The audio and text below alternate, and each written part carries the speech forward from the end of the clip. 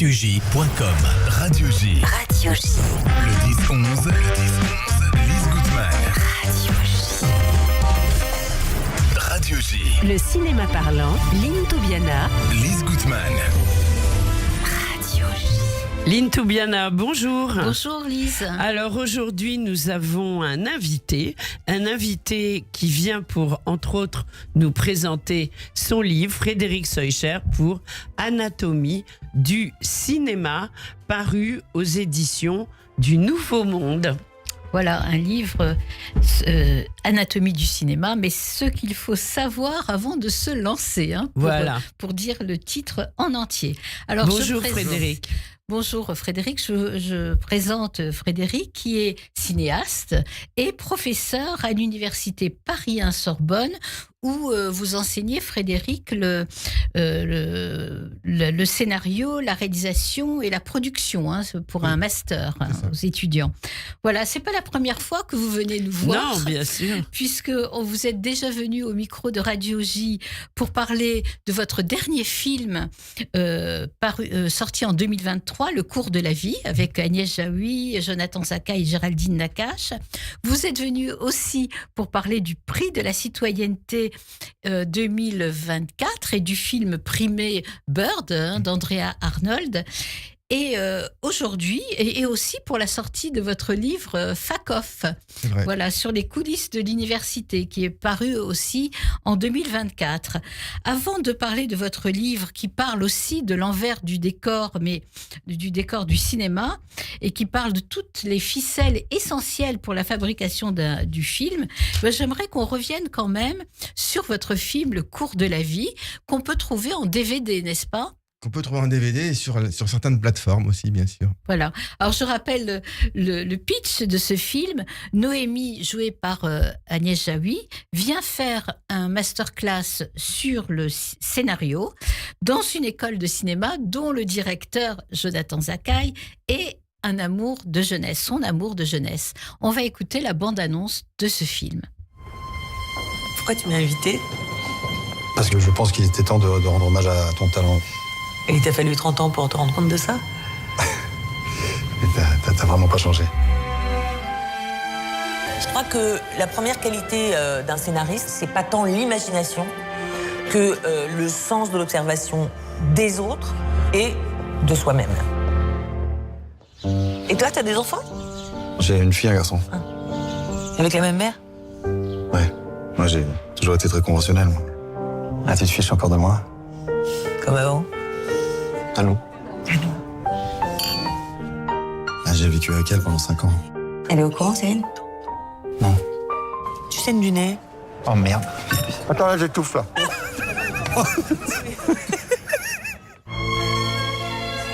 Bon, elle est comment, la scénariste, alors ? Stylé. Pour les personnages, il faut aimer leurs défauts, leurs faiblesses comme leurs qualités. Peut-être même encore plus leurs défauts. J'aime les histoires. Elles peuvent changer des vies. Elles peuvent même changer le monde. Le cours de la vie de Frédéric Scheucher qui est en studio avec nous, Lynn. Alors, vous avez entendu la musique de Vladimir Cosma. Magnifique. On va en reparler à la fin de l'émission de Vladimir Cosma. Ce film, Frédéric Scheucher, c'est aussi une leçon de cinéma. C'est d'abord, le plus important, c'est ce que le cinéma fait sur nos vies. Parce que je pense que quand on voit des films, ça a une influence sur notre perception du monde et que c'est pour ça que le cinéma, c'est plus que le cinéma et qu'il y a un rapport entre le réel et l'imaginaire. Et donc, je pense que tous ceux qui aiment voir des films, eh bien, c'est d'abord et avant tout parce que ça leur raconte des histoires. Mais oui. Et donc, dans le film Le cours de la vie, c'était Agnès Jaoui qui joue le rôle d'une scénariste et qui veut faire justement sans arrêt un lien entre sa propre vie et les scénarios qu'elle invente. Et donc, il y a vraiment un jeu de miroir entre vie et cinéma. Voilà, donc dans votre livre Anatomie du cinéma, vous parlez évidemment du scénario, des personnages, etc. Et alors ce film, Le cours de la vie, vous en parlez comme d'un film à petit budget. Alors racontez-nous la genèse de votre film. Alors, dans l'anatomie du cinéma, ce qu'il faut savoir avant de se lancer, il y a 3 parties, dont une où je raconte davantage des événements que j'ai moi-même vécus. Pourquoi ? Parce que je parle dans le livre du cours de la vie. Pourquoi ? Parce que quand on est soi-même réalisateur, on a forcément, par ses propres expériences, une perception différente que si on ne l'était pas. Et donc je pense que pour être honnête, il faut d'abord dire quel est son propre parcours avant de le mettre en perspective. Mais évidemment, j'espère que le livre dépasse complètement mon parcours et le cours de la vie et que ça peut intéresser tout le monde, y compris ceux qui n'ont pas vu le film. Et donc, pour répondre à votre question, j'ai fait ce film à tout petit budget. Donc, je suis intéressé pour raconter comment on peut faire des films sans beaucoup de moyens, ce qui pose plein de questions. D'abord, comment on entraîne avec soi une équipe qui accepte de travailler... Et des acteurs renommés. Et des acteurs qui acceptent de travailler à des tarifs qui ne sont pas les leurs habituellement. Et curieusement, sur le cours de la vie, ça a créé une émulation parce que toutes les personnes qui étaient là, acteurs et équipes, étaient là parce qu'elles avaient envie d'en être. Et donc, ça a créé une formidable ambiance entre nous. Donc, l'aventure humaine qu'est un film. Ça pose la question de pourquoi est-ce qu'il y avait si peu de financement sur le film ? Parce qu'il y avait un a priori de beaucoup de diffuseurs, de chaînes de télévision, qui sont les principaux financiers du cinéma en France, sur l'idée qu'un film qui raconte l'histoire d'une scénariste qui en plus fait un cours de scénario, ça n'intéressera pas le public. Or, il se trouve que le film a marché en salle grâce au distributeur qui a fait un travail formidable. Et donc, les diffuseurs qui n'ont pas financé les films se sont trompés dans leur diagnostic. Le cinéma n'est pas une science exacte. On ne sait jamais à l'avance, avec certitude, si un film va être un succès ou un échec. Et donc, il y a le bouche à oreille aussi. Il y a le bouche à oreille, il y a le travail du distributeur, il y a les critiques qui sont pour moi très importants. Et je tiens à le préciser, y compris celles qui peuvent être négatives. Parce que si on est pour la critique, il faut qu'elle puisse être positive ou négative, sinon c'est pas des vraies critiques. Les critiques ont le droit d'aimer ou de ne pas aimer le film. Je pense que c'est des spectateurs, les premiers spectateurs du film. C'est eux qui décident. On a vu dans le passé des films genre, entre guillemets, voués à l'échec et qui, grâce au public, faisaient une carrière exceptionnelle. Absolument. Et donc là, sur le cours de la vie, par exemple... Je pense à, pour dire la vérité, à un ancien film, 3 hommes et un couffin. Qui est un succès populaire extraordinaire. Populaire, mais au départ, très mal parti, voilà. Et dont on parle encore. De Colin Serrault, donc c'est important de le souligner aussi, parce que dans le livre, je parle par exemple de l'importance qu'il y ait une égalité entre hommes et femmes, pour qu'il y ait plus de femmes cinéastes qui fassent des films. Colin Serrault était une précurseur. Oui, une des premières femmes qui a fait des formidable réalisatrice. Mais oui. Qui ont recueilli un grand public. Oui. Et donc faire des films à petit budget, ça pose donc plein de questions. Sur le cours de la vie, j'ai eu aussi la grande chance, et je tiens à les remercier, de la confiance des salles de cinéma, puisqu'il y a un grand nombre de salles de cinéma à Paris et en province qui ont cru au film et qui l'ont donc programmé. Évidemment, sans cela, le public n'aurait pas pu le voir. Et chose relativement rare, il y a eu plus de copies en seconde semaine qu'en première semaine, puisqu'habituellement, la logique veut que chaque semaine, il y a un peu moins de salles qui programment le film. Alors, en 4e de couverture, votre livre est présenté comme un anti-manuel du cinéma. Alors, pourquoi anti-manuel ? Mais parce que ce qui est formidable, je trouve, alors quand on parle de l'aventure d'un film, d'abord, ce livre, il est destiné à 3 publics. Il y a le premier public, c'est mes étudiants en cinéma et tous les apprentis cinéastes, ceux qui veulent faire des films. J'espère que s'ils lisent ce livre, ça pourra les aider aux différentes étapes de création, mais aussi de production de leurs films. Il y a les professionnels du cinéma, parce que je pense qu'ils ont souvent un défaut, les professionnels du cinéma, et j'espère ne pas l'avoir, ce défaut-là, c'est de parler uniquement de leur point de vue à eux. Les scénaristes vont dire « Ah, ce qui est important, c'est le scénario ». Les réalisateurs vont dire « Ah, ce qui est important, c'est la mise en scène ». Les producteurs vont dire « Ah, ce qui est important, c'est la production ». Or, c'est tout ça ensemble qui va faire que le film va être réussi ou pas. Et donc, j'aimerais que les professionnels aussi puissent lire ce livre et qu'on puisse en parler ensemble. Mais le premier public, celui qui est le plus important pour moi, c'est ceux des amoureux du cinéma, ceux qui vont voir les films en salle, ceux éventuellement qui ont vu le cours de la vie, parce que je pense que j'essaye de raconter de manière, j'espère, la plus large accessible possible, le plus largement accessible possible, l'aventure qu'est de faire un film. C'est un combat. C'est un combat parfois don quichotesque d'ailleurs.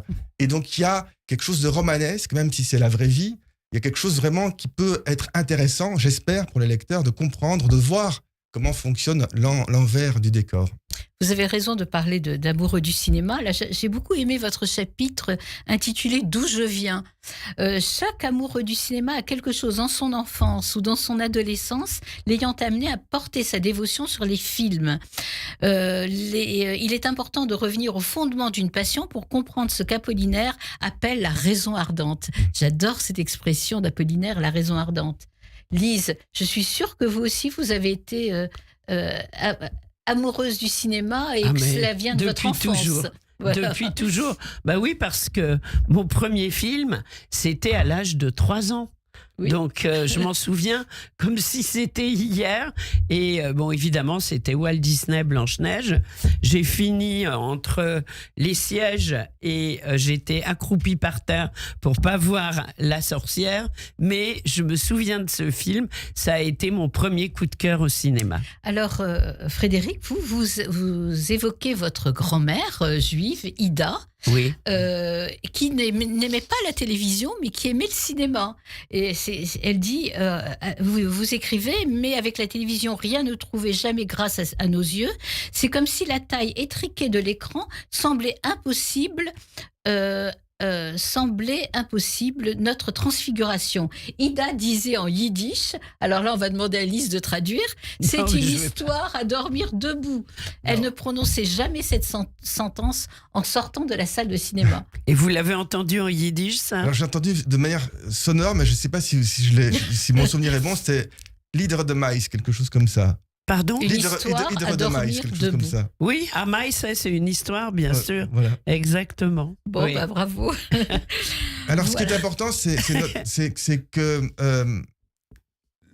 aujourd'hui, les films peuvent être diffusés, évidemment, en salle, mais aussi ailleurs. Et nous, tous les trois, ici autour de la table, je suis certain qu'on voit les films parfois sur des plateformes, bien parfois sûr. ailleurs que dans une salle. De plus en plus, malheureusement. Et donc, l'idée... Rarement pour moi.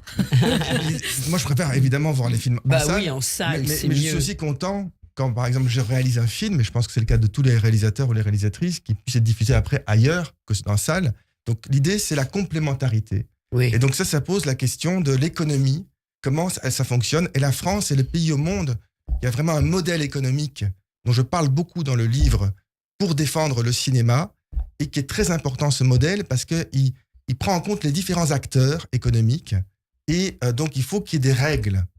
Et donc, je découvre moi-même avec plaisir des séries, j'imagine comme nos auditeurs, oui. En dehors de la salle de cinéma, mais je pense que c'est important de ne pas jouer les plateformes contre la salle, mais de voir comment les deux peuvent coexister. Absolument. Alors, vous avez déjà évoqué l'importance de la critique, mais aussi, j'aimerais que vous parliez de l'importance des festivals, et notamment le festival de Cannes qui va bientôt avoir lieu. Les festivals, c'est très important pour tout le cinéma d'auteur, et le cinéma d'auteur et d'autrice que j'aime, c'est celui qui peut à la fois convaincre les cinéphiles et joindre un large public. Mon rêve de cinéma, comme cinéaste, mais aussi comme spectateur, c'est d'avoir des films qui ont un point de vue, qui sont singuliers, qui ne font que... Qu'est-ce qui fait un bon film, en fait ? C'est un débat vieux comme la naissance du cinéma. Et pour moi, un bon film, c'est celui qui me laisse des traces après l'avoir vu, qui continue à me travailler. Il y a toujours une petite musique. On parlait de Cosma, on se rappelle la musique du film, on se rappelle des images, on se rappelle des émotions. Et à côté de ça, il y a des films que j'aime bien voir, comme beaucoup d'autres spectateurs, qui sont des films de pur divertissement, où je vais me divertir pendant 1h30 ou 2 heures, et après, le lendemain, j'aurai tout oublié. Et donc, ce qui est important dans les festivals, je pense, c'est qu'ils défendent la première approche, celle de films singuliers, portés par le regard d'un ou d'une cinéaste, qui offre aux spectateurs une vision, une histoire, qui ne ressemble pas aux autres, qui n'est pas fait par un logiciel, par l'intelligence artificielle, qui reproduirait indéfiniment toujours les mêmes choses. Et donc, qui nous confronte à quelque chose d'autre, à une altérité. Et pour ça, les festivals mettent en lumière, je pense, les cinéastes. Et c'est aussi très important, puisque vous disiez que ma grand-mère était juive. Je voudrais peut-être profiter d'être ici sur Radio J pour faire une petite parenthèse sur la judéité, parce qu'en ce qui me concerne, je me considère comme un juif laïque, c'est-à-dire que je trouve que c'est très important... Ce qui est votre droit. Voilà. Ce qui est très Bien important, sûr. par exemple, d'avoir son identité et aussi de pouvoir, derrière la judéité, avoir plusieurs identités possibles. Bien sûr. Alors, vous êtes belge aussi, Oui. Frédéric. Alors, vous écrivez dans votre livre que vous vous sentez en France comme un réfugié artistique. Pourquoi ? Alors là, c'est un petit peu long à expliquer, je vais essayer d'être bref. Oui. Je me suis permis dans un précédent livre, et il y a un chapitre dans Anatomie du cinéma qui en parle aussi, de critiquer le système de production tel qu'il existe en Belgique, et en particulier comment fonctionne la commission du film, qui est un passage indispensable pour tous ceux qui veulent réaliser un long métrage. Et ça a été très mal pris par certaines personnes en Belgique, alors que pour moi, il n'y a pas de démocratie sans pouvoir critiquer le système. C'est ce qu'avait fait par exemple Justine Triet au Festival de Cannes quand elle a eu la Palme d'Or. On peut être d'accord ou pas avec Pour ce qu'elle a l'anatomie dit. d'une chute. Pour oui. l'anatomie d'une chute. D'ailleurs, le titre du livre Anatomie du cinéma, il fait aussi référence à ce film, Bien un petit sûr. clin d'œil. Mais donc, qu'on soit ou pas d'accord avec Justine Triet, elle a le droit de s'exprimer, et y compris de critiquer certains aspects du système du cinéma français, comme elle l'a fait, même s'il en bénéficie. Parce que si on bénéficie d'un système et qu'on n'a plus le droit de le critiquer, pour moi, ça pose une vraie question démocratique. Voilà.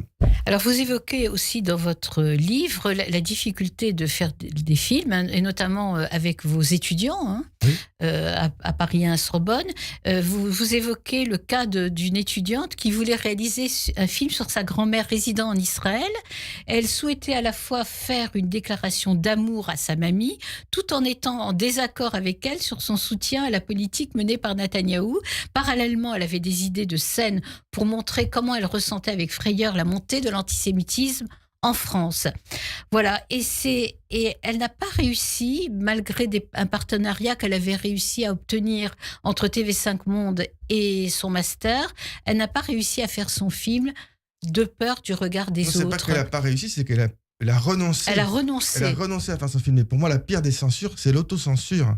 Et donc, je pense que c'est important. On parlait des différentes formes de judéité. Par exemple, ce qui se passe à Gaza pour l'instant. Est-ce qu'on peut dire, comme elle le disait elle, qu'elle était contre la politique du gouvernement de Netanyahou, évidemment ulcérée par ce que fait le Hamas, que sa grand-mère était par contre pro-Netanyahou, et donc elle avait une sorte de conflit. Elle est dans une espèce dilemme, d'entre-deux. bien De sûr, conflit oui. entre Oui. son amour pour sa Bien grand-mère, sûr, le sentiment de qu'elle est déchirement. juive, et en Bien même sûr. temps le désaccord avec ce qui se passe à Gaza. Voilà. Est-ce qu'on a le droit de dire ça sans être banni d'une ou l'autre communauté ? Et elle a eu peur de le faire. Et ça, je trouve Voilà, ça on très va pas grave. rester quand même sur ce renoncement, parce que le dernier mot du livre de Frédéric Socher, c'est tenir. Ce qu'il faut savoir avant de se lancer, c'est tenir. Donc, faire Donc, du on cinéma tient. On va tenir. de résistance. Voilà. Et continuer à partager grâce à vous l'amour du cinéma et continuer à aller voir des films en salle. Par exemple, aujourd'hui sort en salle le film d'un de mes anciens étudiants qui a fait son premier long métrage qui s'appelle Latz. Ah, super. Et qui donc c'est un plaisir pour moi aussi comme professeur de voir mes anciens élèves qui font leur film. Bah, bien sûr. Alors, on va écouter, avant de passer aux courts hommages à Émilie Dequesne et à Yves Boisset, un peu de Trio Saride.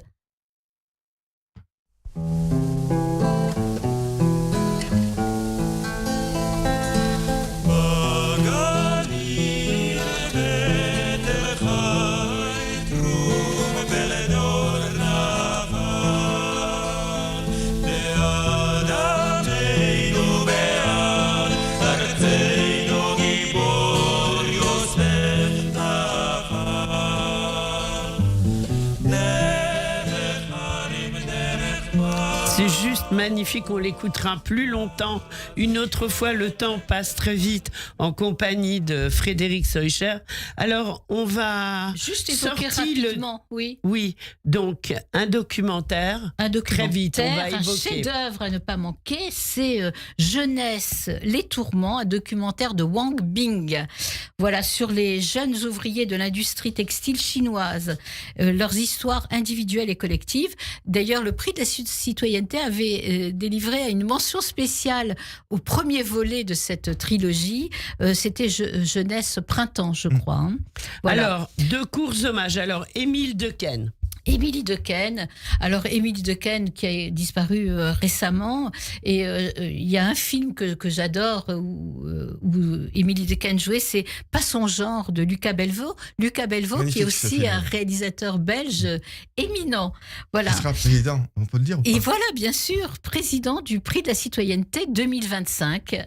Bientôt, Festival de Cannes. Mazel Tov, on en reparlera.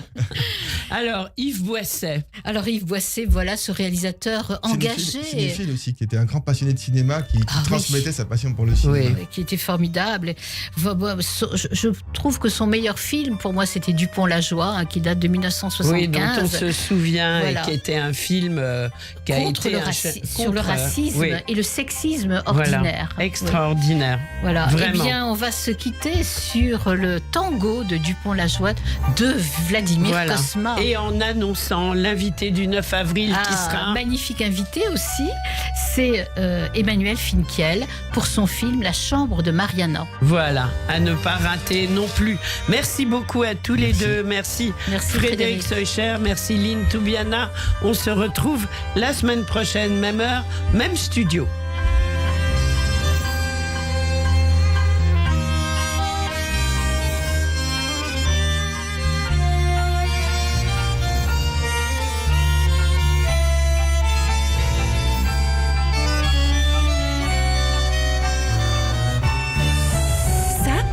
Uniquement sur Radio J. Radio J. Radio J. Radio J.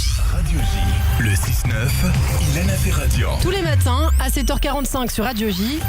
Christophe Barbier.